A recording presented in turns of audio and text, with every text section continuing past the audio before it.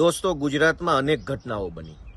બોટાદના લઠ્ઠાકાંડમાં 50 કરતાં વધુ લોકોના મૃત્યુ થયા. મોરબી કાંડમાં 150 કરતાં વધુ લોકોના મૃત્યુ થયા. હરણી કાંડમાં બાળકોના મૃત્યુ થયા. તક્ષશિલા કાંડમાં મૃત્યુ થયા. અગ્નિકાંડમાં મૃત્યુ થયા.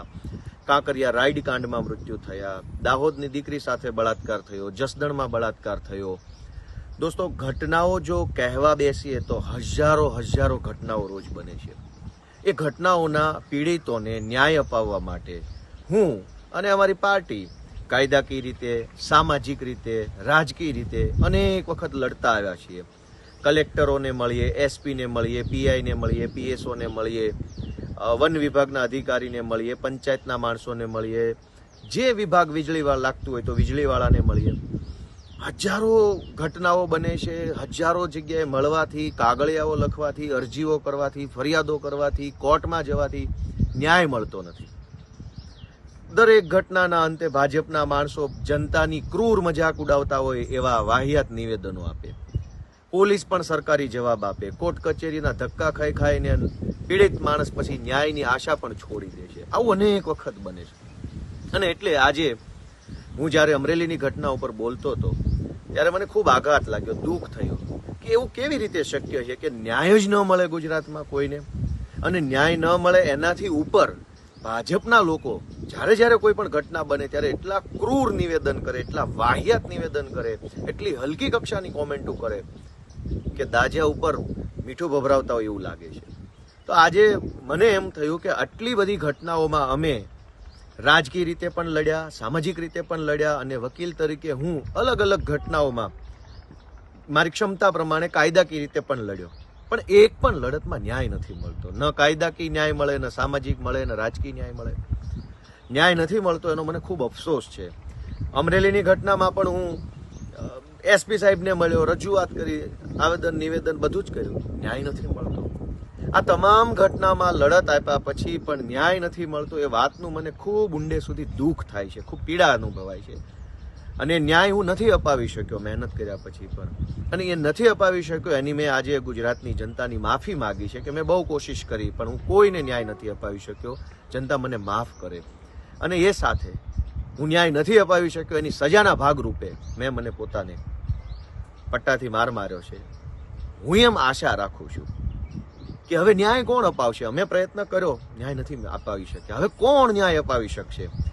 ન્યાય માત્ર ગુજરાતની જનતા અપાવી શકશે. ગુજરાતની જનતાનો આત્મા જગાડવા માટે, એનો આત્મા જે સૂઈ ગયો છે એ આત્મા જગાડવા માટે મેં આજે પ્રયત્ન કર્યો છે.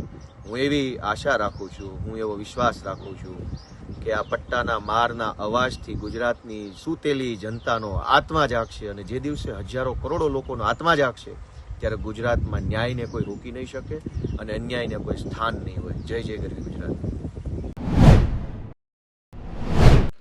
ગુજરાતની એક દીકરીને રાત્રે 12 વાગે ભાજપના નેતાઓના કહેવાથી પોલીસ ઉપાડી જાય પછી એમને જેલમાં પટ્ટા મારવામાં આવે. અને એક દીકરીની ગુજરાતમાં દરરોજ કેટલી દીકરીઓની હત્યાઓ થાય છે, કેટલી સાથે ગેંગરેપ થાય છે, કેટલાને ગેંગરેપ વિથ હત્યા થાય છે. અને ચારે બાજુ 162 ધારાસભ્યો આપી અને ભાજપ એટલી અહંકારી થઈ ગઈ છે. અને એટલા માટે રાવણથી પણ વધારે અહંકાર અત્યારે ભાજપને છે. તમે વિચાર કરો, રાવણે પણ માતા સીતાને અશોક વાટિકામાં ગોંધી રાખી હતી, ક્યારે પટ્ટાથી મરાવડાવ્યું નહોતું.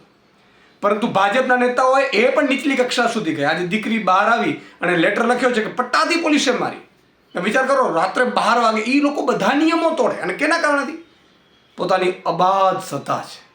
162 ધારાસભ્યો છે, સરપંચથી પ્રાઇમ મિનિસ્ટર સુધી એમના છે. એટલે દીકરીઓને વરઘોડા કાઢી શકે, સરઘસો કાઢે. અને એટલા માટે ગોપાલભાઈ છેલ્લા 3-4 દિવસથી ત્યાં હતા. એમણે આ પીડા જોઈ, એનાથી રહેવાયું નહીં. કારણ કે હજી સત્તા બદલાતો તો હજી પણ આ 3 વર્ષ, આ અભાગીયાઓના 3 વર્ષ છે હજી. તમે વિચાર કરો, અત્યારથી આપણી જો કેટલી દ્રૌપદીઓજીના ચીરહરણ થઈ રહ્યા છે તો 3 વર્ષમાં તો શું નહીં કરે. અને એની પાસે એટલી સત્તા છે અને સત્તાની સામે આપણે ન્યાય તો અપાવીએ, કોશિશ કરીએ, પણ ન્યાય મળી નથી શકતો ને. તમે પોલીસથી મારી ન શકે પણ ભાજપના નેતાઓ કે એટલે મારે પછી રાત્રે 12 વાગે ધરપકડ ન કરી શકે પણ ભાજપના નેતાઓ કરાવડાવે. અને એ કાયદા તોડે તો એ કાયદા છે એના. અને એટલા માટે આજે ગોપાલભાઈને લાગી આવ્યું એટલે સુરતમાં ભર સભામાં એમણે ગુજરાતની જનતાની આત્મા જગાડવા માટે પોતાની જાત ઉપર પટ્ટા માર્યા છે. દીકરીને પટ્ટા માર્યા છે, આપણે રોકી નથી શક્યા કોઈ પણ.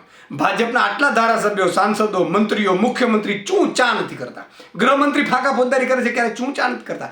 અને એટલા માટે આજે તાનાશાહી ચારે બાજુથી દીકરીઓની. અને આજે આ દીકરી છે, કારણ કે કોઈ મુખ્યમંત્રી, ધારાસભ્ય, સાંસદની દીકરીના વરઘોડા નથી નીકળ્યા, એના સરઘસ નથી નીકળ્યા, એમની સાથે રેપ નથી થતો. સામાન્ય પરિવારની દીકરીઓ સાથે થાય છે. અને એટલા માટે થાય છે કે તમે એને, આપણે બધા ભાજપને મત આપીએ છીએ એટલા માટે ગોપાલભાઈ કીધું કે આમ આદમીને મત ના આપો તો કાંઈ વાંધો નહીં, તમારા આત્મા તો જગાડો. અને આત્મા તમારી જાગે, ગુજરાતની જનતાની આત્મા જાગે, એટલા માટે આજે ગોપાલભાઈ ઇટાલિયાએ પોતાની જાત ઉપર પટ્ટા માર્યા છે. પોતે સ્વયંભૂ એવું કીધું હતું કે હું મારી જાતને કરી અને પટ્ટા મારીને પણ ગુજરાતની જનતાની કદાચ આત્મા જાગે તો કોશિશ કરીએ. તો મિત્રો, આજે નહીં તો કાલે એ દીકરી છે, જેટલા પણ ગરીબ છે, મધ્યમ વર્ગ છે, ખેડૂત છે, સામાન્ય પરિવારના છે, એ દરેકની દીકરીની ભાજપના લોકો આવી જ હાલત કરવાના છે. અને એટલા માટે તમારે મારે જાગવાની જરૂર છે, આત્માને જગાડવાની જરૂર છે. આજે ગોપાલભાઈ ઉપર જે વીતી છે, સૌ ઉપર વીતી રહી છે, અને એ તમારી આત્માને જગાડવા માટે છે. જય હિન્દ, જય ભારત, જય જય ગરવી ગુજરાત.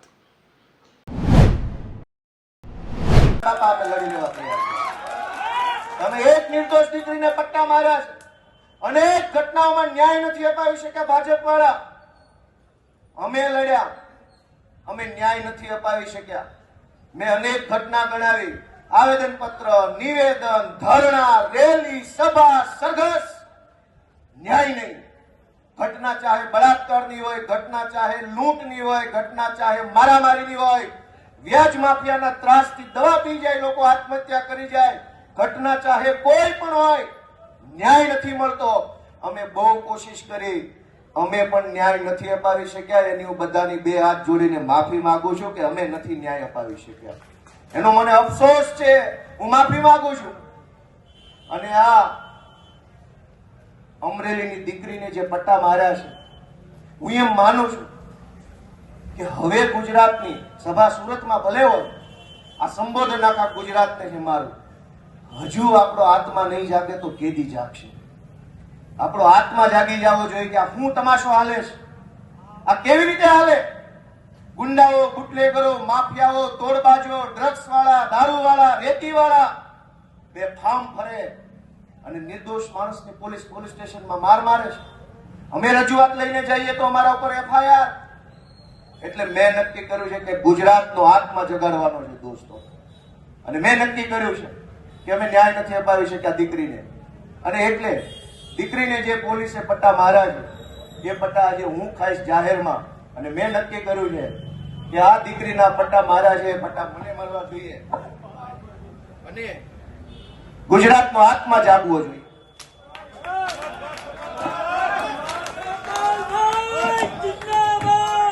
ગુજરાતનો આત્મા જાગવો જોઈએ. હવે ગુજરાતનો આત્મા જાગવો જોઈએ. મૂકી દો, આત્મા જાગવો જોઈએ ગુજરાત આખાનો. દીકરીને પટ્ટા કેવી રીતે પોલીસ મારે? મૂકી દો. ગુજરાતનો દોસ્તો આત્મા જાગવો જોઈએ. આત્માની અંદર લાગવું જોઈએ. દીકરીને પોલીસ કેવી રીતે પટ્ટા મારી શકે? દોસ્તો, આ સજા મને મળવી જોઈએ. આ સજા મને મળવી જોઈએ. જેને દીકરીઓ, ગુજરાત આખાની દીકરીઓ પર અત્યાચાર કર્યા, સજા મને મળવી જોઈએ. દોસ્તો, અમે ન્યાય નથી અપાવી શક્યા એનો મને અફસોસ થાય છે. અમે ન્યાય નથી અપાવી શક્યા.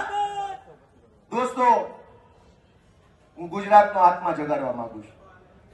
કોઈ અમને જિંદગીભર મત ન આપતા, અમને હરાવી દેજો, પણ દીકરીઓને ન્યાય અપાવવા માટે તમારા આત્મા જગાડો. તમારો આત્મા જગાડો. અમને આખી જિંદગી મત ન દેતા, હરાવી દેજો. દીકરીને ન્યાય અપાવશો કે નહીં અપાવો?